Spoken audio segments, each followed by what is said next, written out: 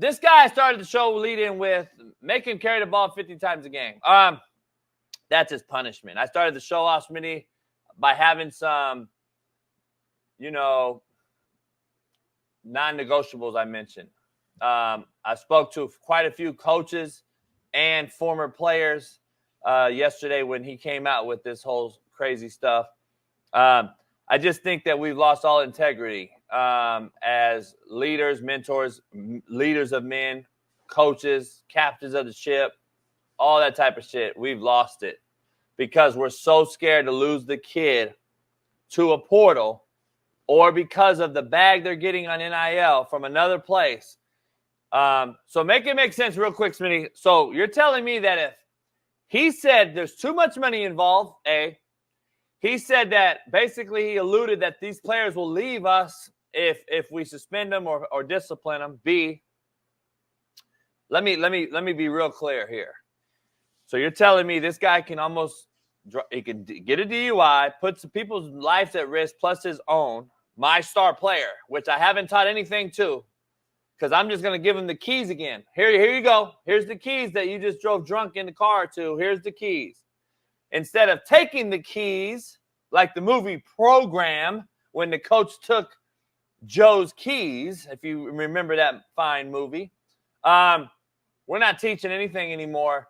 And shame on the coach that actually would take this guy in the portal when the other coach actually disciplines that guy. Shame on you. I'm not even going to shame on Gundy. I'm shaming on the coach that will take you from that program that went undisciplined, because that is who I'm not going to be. I'm not going to be the coach that actually took that guy.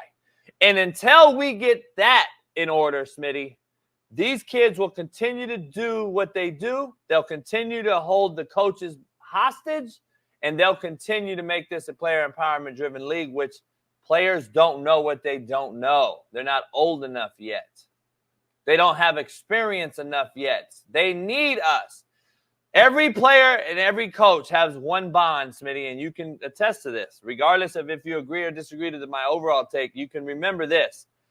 Coach so-and-so did X, Y, and Z for me.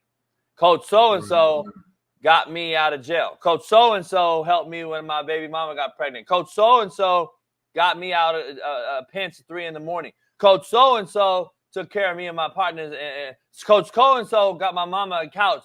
Coach so-and-so paid my mama's light bill under the table on the low, and Coach so-and-so paid my mama a rent. It wasn't nothing to do with Coach so-and-so.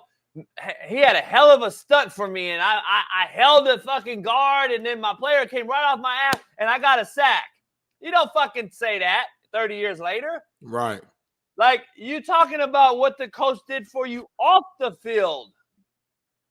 And these cats are continuing to not put that impression on these youngsters. And these youngsters are going to shit on these cats every chance they get, Smitty. And you know what? I'm not even going to blame the kid and say he's a bad kid. I'm saying the kids only know what they know, and they're only doing what they're being told and taught.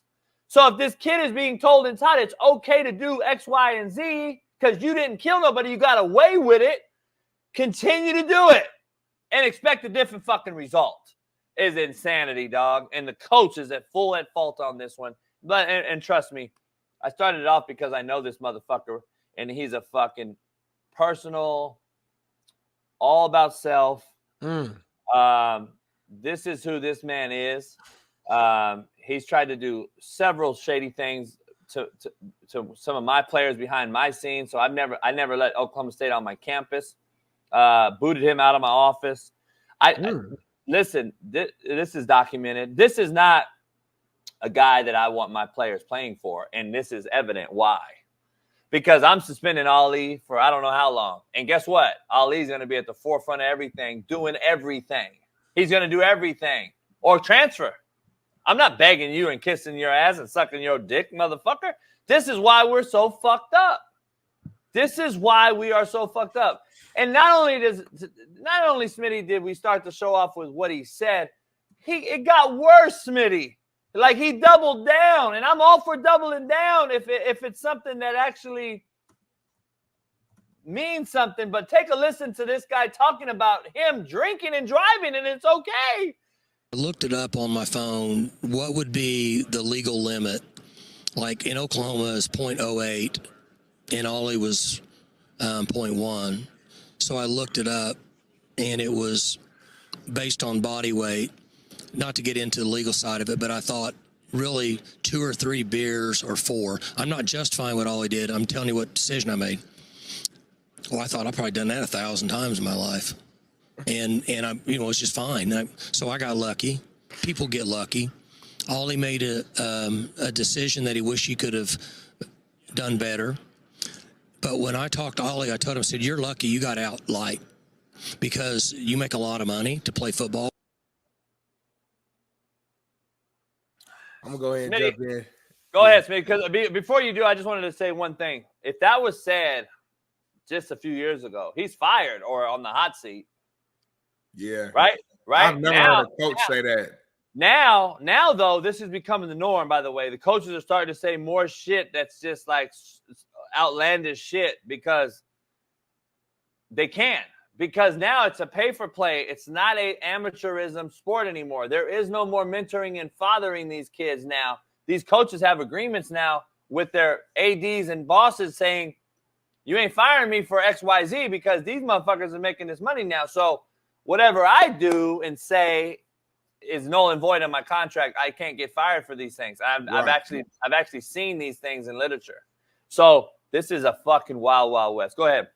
Yeah, man. No, we agree on this 100%, man. I think one of the biggest things that a coach's job is to do is to help mold you into a man. And there are certain moments outside of the football side of things that are very important along that journey in which a coach has to recognize the moment and execute at a high level in order to help lead to that end result of making you a man. This is one of those examples. Your star running back put himself in a position where he could have harmed himself and harmed or killed others. And instead of using this moment as an example for himself and for his other teammates and to set a standard in your program, you instead not even give him a slap on the wrist. You didn't give him anything. You're actually defending why you're not punishing him at all, and then want to say, and I took this as like a little in jest or a little bit of a joke, a little bit. His punishment is making him carry the ball 50 times in the first game. Like, what? Like, I don't understand. And then you want to go out here and explain. And anytime someone says, well, I'm not defending him, what he did. I'm just telling you, no, you're defending what he did by saying, you know what? I myself have drink and drive. A lot of people have drink and drive. Okay, cool. I'm not being a hypocrite. A lot of us probably have drink and drove. And like you said, we got lucky. We didn't get caught. We didn't get pulled over. Didn't get in an accident, whatever the case may be. But two things can be true. Just because you've done that yourself and other people have done that themselves doesn't mean that it's okay for your player to do that now that you are in a different position, now that you are a grown-ass man, or at least you're supposed to be. There's supposed to be a separation between coach and player. And right now, based upon the way he's talking, it sounds like you are a player. That's something that a teammate would say. Hey, don't worry about that, Ali, bro. Listen, hey, you messed up. But listen, we done all been there before, bro. Listen, I didn't been out before. I didn't party, didn't drink too much. Man, you good, bro. Don't worry about that, man. You a superstar. You about to be the Heisman. You going to the league next year, bro. Don't worry about that. That's how he sounds, like a player. Again, I'm not saying suspend him the entire season. I'm not here to really argue about the specifics of the punishment, but there needs to be a punishment. Since we were little kids, parents, coaches, whatever, if you made a mistake, you did something wrong, there would be some sort of discipline, whether that's an actual ass whooping, a slap on the hand with a cone like my grandma would do. In school, they make you stand in the corner and hold books over your head. It's human nature to where if we are disciplined from a mistake, naturally your mindset will be like, I ain't doing that again. I ain't doing that again. So if you suspend this cat, let's say 6 games, you know what I'm saying? 6 games, you mess up some of his NIL money. I wouldn't do that. I wouldn't give him that many games. What would you do? I wouldn't. I didn't mean to cut you off, but I wouldn't. No, you good. And again, I'm just using, before you jump in, I'm using 6 as like a fucking example. 2 games, like whatever it is, there just has to be something to where he can like sit back, watch his team play while he's not playing and be like, damn, I messed up. You know what I mean? I'm gonna go into coaching mode, but I've never had a DUI. I've never been close to having one. Never got one. I've had coaches that I've known that have 3, 4, 5 DUIs, and I look at them like, how the fuck do you get a DUI? How do you fucking get a DUI? How do your ass either A, get in the car if you're fucking that loaded, B, not pull over or understand that you're that lit? But how do you do it? Not once, not twice, not 3 times in one of my coaching buddies' instances, but 4 times. You got 4 DUIs. You need to have your license taken, dog, at that point. Yep. Like there's no ifs and buts about it. Let me dive into what I would have did. 6 games, no, because you just suspended Cam Sutton for 8 games for beating a woman, throwing her down a flight of stairs, and running from the cops. DUI is a mistake, no question, but it's an ignorant one. Like it's an unavoidable mistake, in my opinion. I actually don't call it a mistake. I call it a decision. DUIs are a bad decision. DUIs are a bad decision, period. That's what it is. No, you guys believe me when I troll you and tell you that I'm driving drunk, you fucking idiots. You guys are fucking morons. And DMV living. No, it's not coming because I don't do stupid shit, you dumb fuck. But anyway, it tells me a lot about you're wishing the demise on people in the chat. It's fucking unbelievable, you fucking cunt, cowardly cunt. But let me dive in. Get in your tape. Don't let me survive. Here's the issue. 6 games too harsh if Cam Sutton got 8 for throwing a girl down the stairs. Well, that's NFL though, right? Yeah, I'm just saying though. It's different rules though. You can't. That's whole. Yeah, but I'm just putting it in perspective. 6 games would be too much for me coaching Ollie. What I would do is, it would probably be the first game or first 2, but I would take his keys for the entire football season. And if you got caught driving during the football season, you're suspended for the rest of the season. And I'm taking your draft status away now because you chose to kill someone without knowing or not knowing. You chose the opportunity to put yourself at risk and put someone else's family at risk out there.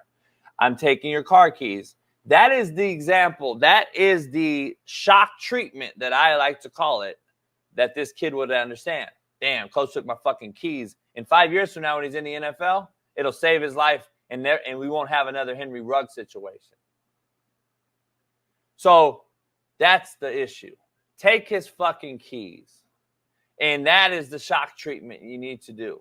But to tell him I'm going to give you the ball 50 times and endorse his behavior, to me, is fucking crazy talk.